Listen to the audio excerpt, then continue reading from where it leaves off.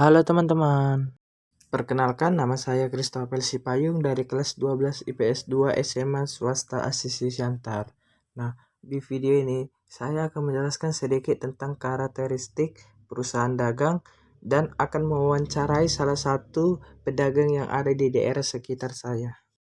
Sebelum saya melanjut mewawancarai salah satu pedagang yang ada di daerah sekitar saya, di sini saya akan menjelaskan sedikit tentang karakteristik perusahaan dagang. Karakteristik perusahaan dagang. Apa sih yang dimaksud dengan karakteristik perusahaan dagang? Karakteristik perusahaan dagang adalah memiliki aktivitas utama, berubah kembali, menjual, menyimpan di gudang penyimpanan dan kembali menjual, tidak melakukan proses produksi barang. Barang yang dijual langsung dijual tanpa melalui proses pengelolaan atau perubahan sedikit pun. Tujuan karakteristik perusahaan dagang yaitu tujuannya perusahaan dagang adalah perusahaan yang membeli barang untuk tujuan menjualnya kembali tanpa mengubah bentuk atau sifat barang secara berarti. Barang ini dapat berubah barang konsumi atau barang produksi dan bahan baku untuk produksi. Ciri-ciri karakteristik perusahaan dagang. Ciri-ciri perusahaannya itu pendapatan utama yang berasal dari penjualan barang dagangan, biaya utamanya yang berasal dari harga pokok, barang yang terjual, dan biaya usaha lainnya. Dalam akuntansinya terdapat akun persediaan barang dagangan sebagai perantara antara produsen dan konsumen. Poin-poin penting dalam berdagang. 1. Poin penting dalam penjualan: membantu pelanggan membuat keputusan terbaik sehingga pelanggan mempunyai rasa puas dalam membeli apa yang Anda jual. 2. Untuk melahirkan calon pelanggan, mulialah sekitar 2 menit hingga 3 menit dari pembicaraan tentang dari Anda, perusahaan atau produk yang Anda jual. 3. Seorang pedagang pastilah tidak bisa dilepaskan dari tanggapan yang diinginkan dari pembeli. Seharusnya sikap tersebut membuat pembeli kuat dan mudah membangun hubungan dengan pelanggan lain. 4. Tantangan penjualan: mendengarkan pelanggan berbicara.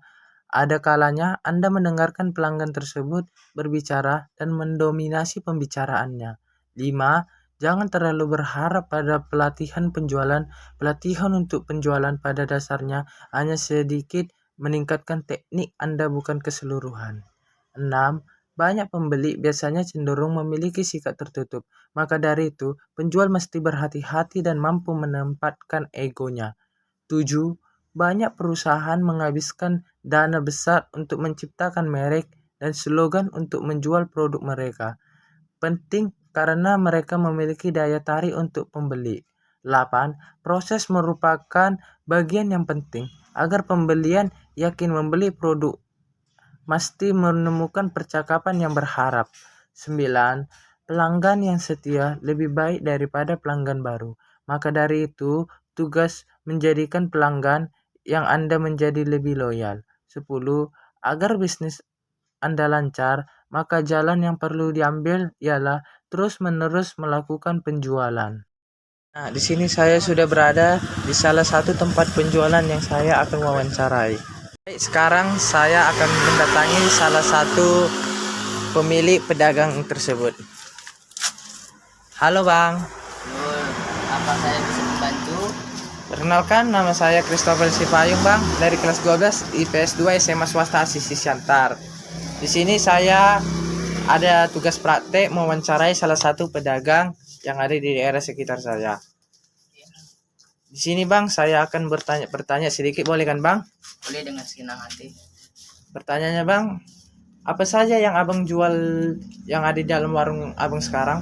Contohnya minuman es teh, minuman yang dingin, Fanta yang dimasukkan ke kulkas maupun yang dimasukkan di depan yang di depan sana, tengok sana.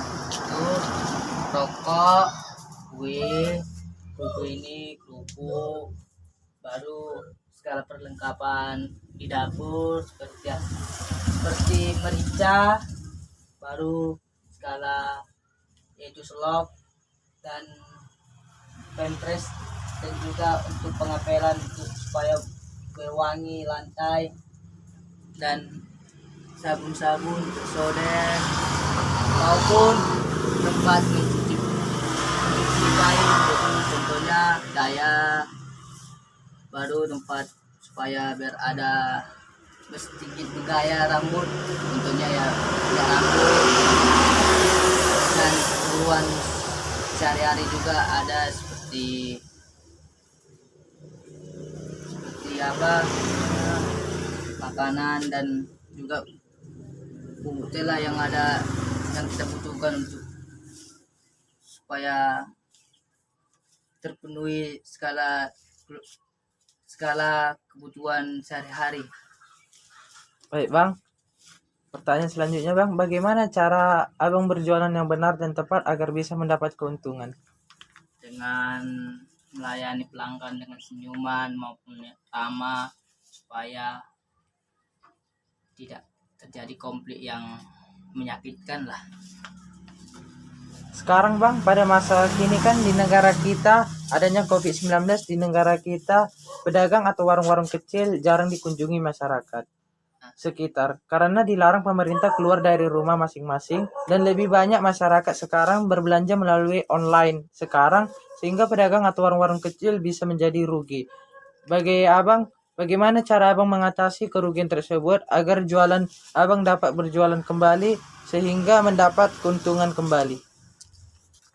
Mendapat keuntungan, kalau dapat keuntungan memang ada, tapi ya tidak seharusnya penuh, minimal ya, sedikit lambat laun kan bisa berkurang, yaitu hasil dagang saya, supaya saya pun bisa mengolah lagi, supaya ada untuk saya dan supaya saya bisa beli lagi barang yang saya jual kepada grosir. Saya membeli. Jika jualan Abang mendapatkan kerugian, bagaimana cara Abang mengatasi kerugian tersebut Bang? Kalau kerugian memang nggak ada, cuman ya apalah, kalau kerugian sebenarnya ada, yaitu hasilnya yang saya makan lah, contohnya kue yang ada di sini lah, atari, sandwich, nagati. Yang mengatasinya ya saya ya berintilah dulu sedikit lambat laun untuk mengatasi skala kerugian saya sendiri. Sekian dari saya Bang, terima kasih Abang memberi saya kesempatan untuk mewawancarai hasil dagang-dagang Abang ini ya Bang. Oke. Kasih ya Bang.